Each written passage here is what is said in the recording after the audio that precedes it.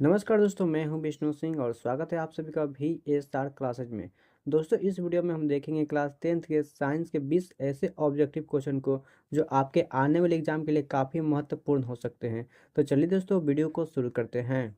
प्रश्न संख्या 1 है, पाइरूवेट के विखंडन से कार्बन डाइऑक्साइड जल तथा ऊर्जा देता है, यह क्रिया होती है। दोस्तों, पाइरूवेट के विखंडन से कार्बन डाइऑक्साइड जल तथा ऊर्जा देता है, यह क्रिया होती है। किस में होती है? ऑप्शन ए कोशिका द्रव में, बी माइटोकॉन्ड्रिया में, सी हरित लवक में, डी केंद्रक में। दोस्तों, इसका सही आंसर हो जाएगा ऑप्शन नंबर बी माइटोकॉन्ड्रिया में। दोस्तों, पाइरूवेट के विखंडन से कार्बन डाइऑक्साइड जल तथा ऊर्जा देता है, यह क्रिया माइटोकॉन्ड्रिया में होता है। प्रश्न संख्या 2 है, निम्न में से कौन सा पदार्थ लेंस बनाने के लिए प्रयुक्त नहीं किया जा सकता है? दोस्तों, निम्न में कौन सा पदार्थ लेंस बनाने के लिए प्रयुक्त नहीं किया जा सकता है? ऑप्शन है ए जल, बी कांच, सी प्लास्टिक, डी मिट्टी। दोस्तों, इसका सही आंसर हो जाएगा ऑप्शन नंबर डी मिट्टी। दोस्तों, मिट्टी से लेंस नहीं बनाया जा सकता है। प्रश्न संख्या 3 है, किसी बिंब का वास्तविक प्रतिबिंब समान आकार का प्राप्त करने हेतु बिंब को उत्तल लेंस के सामने कहाँ रखें? दोस्तों, किसी बिंब का वास्तविक प्रतिबिंब समान आकार का प्राप्त करने हेतु बिंब को उत्तल लेंस के सामने कहाँ रखें? ऑप्शन ए फोकस पर, बी वक्रता केंद्र पर, सी अनंत पर, डी प्रकाशीय केंद्र पर। दोस्तों, इसका सही आंसर हो जाएगा ऑप्शन नंबर बी वक्रता केंद्र पर। दोस्तों, किसी बिंब का वास्तविक प्रतिबिंब समान आकार का प्राप्त करने हेतु उत्तल लेंस के सामने वक्रता केंद्र पर रखना होगा। प्रश्न संख्या 4 है, समान दृष्टि से वयस्क के लिए सुस्पष्ट दर्शन की अल्पतम दूरी लगभग होती है। दोस्तों, समान दृष्टि से वयस्क के लिए सुस्पष्ट दर्शन की अल्पतम दूरी लगभग होती है। Option A 23 metre, B 2.5 centimetre, C 25 centimetre, D 2.5 metre. दोस्तों, इसका सही आंसर हो जाएगा ऑप्शन नंबर सी 25 सेंटीमीटर। दोस्तों, समान दृष्टि से वयस्क के लिए सुस्पष्ट दर्शन की अल्पतम दूरी लगभग 25 सेंटीमीटर होती है।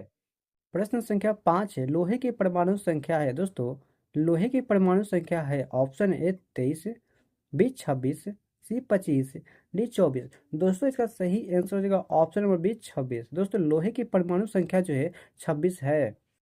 प्रश्न संख्या 6 है, कोई विलयन लाल लिटमस को नीला कर देता है तो उसका पीएच होगा। दोस्तों, कोई विलयन लाल लिटमस को नीला कर देता है तो उसका पीएच होगा। ऑप्शन है ए 1, बी 10, सी 4, डी 5। दोस्तों, इसका सही आंसर हो जाएगा ऑप्शन नंबर बी 10।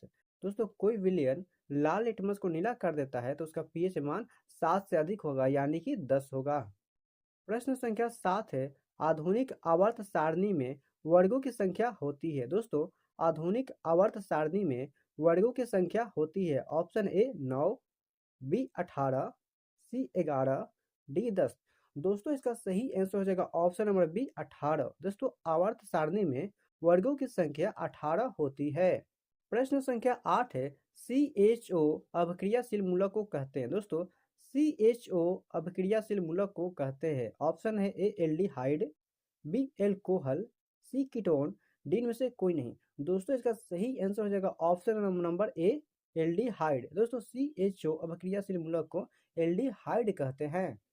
प्रश्न संख्या 9 है, निम्नलिखित में कौन सा पद विद्युत परिपथ में विद्युत शक्ति को निरूपित नहीं करता है? दोस्तों, निम्नलिखित में कौन सा पद विद्युत परिपथ में विद्युत शक्ति को निरूपित नहीं करता है? Option A I square R, B I R square, C भी आई, डी भी स्क्वायर बट्टे आर।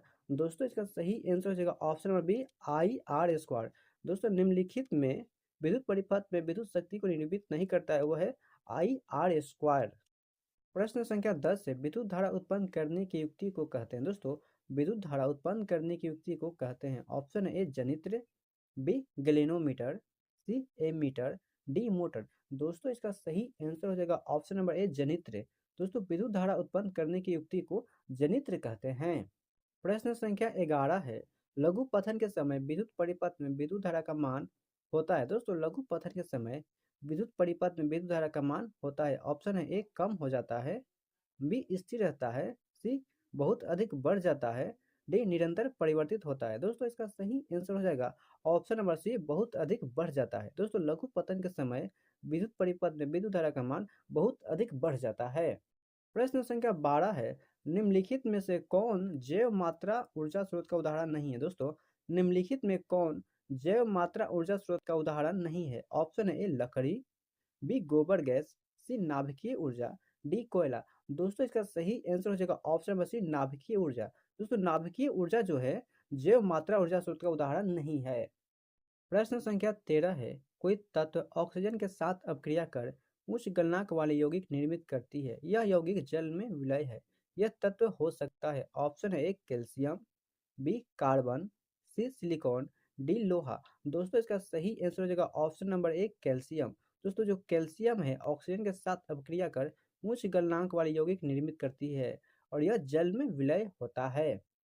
प्रश्न संख्या 14 है, एथेन का आणविक सूत्र C2H6 है। इसमें कितने सहसंयोजक बंध है? दोस्तों, एथेन का जो आणविक सूत्र है C2H6 है, इसमें कितने सहसंयोजक बंध है? ऑप्शन ए 6, बी 7 सहसंयोजक बंध, सी 8 सहसंयोजक बंध, डी 9 सहसंयोजक बंध। दोस्तों, इसका सही आंसर हो जाएगा ऑप्शन नंबर बी 7 सहसंयोजक बंध है। दोस्तों, एथेन का आणविक सूत्र C2H6 है। इसमें 7 सहसंयोजक बंध होते हैं। प्रश्न संख्या 15 है, ओजोन के अणु में ऑक्सीजन की परमाणु की संख्या होती है। दोस्तों, ओजोन के अणु में ऑक्सीजन की परमाणु संख्या होती है ऑप्शन है ए 1, बी 2, सी 3, डी 4। दोस्तों, इसका सही आंसर हो जाएगा ऑप्शन नंबर सी 3। दोस्तों, ओजोन का आणविक सूत्र O3 होता है। इसमें ऑक्सीजन के परमाणु की संख्या 3 होती है। प्रश्न संख्या 16 है, मनुष्य में वृक्क एक तंत्र का भाग है जो संबंधित है। दोस्तों, मनुष्य में वृक्क एक तंत्र का भाग है जो संबंधित है। ऑप्शन ए पोषण से, बी श्वसन से, सी उत्सर्जन से, डी परिवहन से। दोस्तों, इसका सही आंसर हो जाएगा ऑप्शन नंबर सी उत्सर्जन से। दोस्तों, मनुष्य में वृक्क जो है उत्सर्जन से संबंधित है। प्रश्न संख्या 17 है, दो तंत्रिका कोशिका के मध्य खाली स्थान को कहते हैं। दोस्तों, दो तंत्रिका कोशिका के मध्य खाली स्थान को कहते हैं। ऑप्शन ए द्रमिका, B synapse, C axon, D आवेग। दोस्तों, इसका सही आंसर हो जाएगा ऑप्शन नंबर बी सिनेप्स। दोस्तों, दो तंत्रिका कोशिका के मध्य खाली स्थान को सिनेप्स कहते हैं। प्रश्न संख्या 18 है, पराग कोश में होते हैं। दोस्तों, पराग कोश में होते हैं। ऑप्शन ए बाह्यदल, बी अंडाशय, सी अंडक, डी परागकण। दोस्तों, इसका सही आंसर हो जाएगा ऑप्शन नंबर डी परागकण। दोस्तों, पराग कोश में परागकण होते हैं।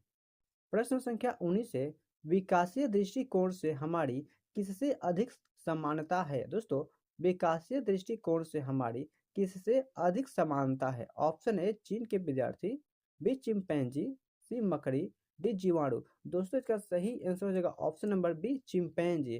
दोस्तों, विकासीय दृष्टिकोण से हमारी सबसे अधिक जो समानता है वो चिंपैंजी से है।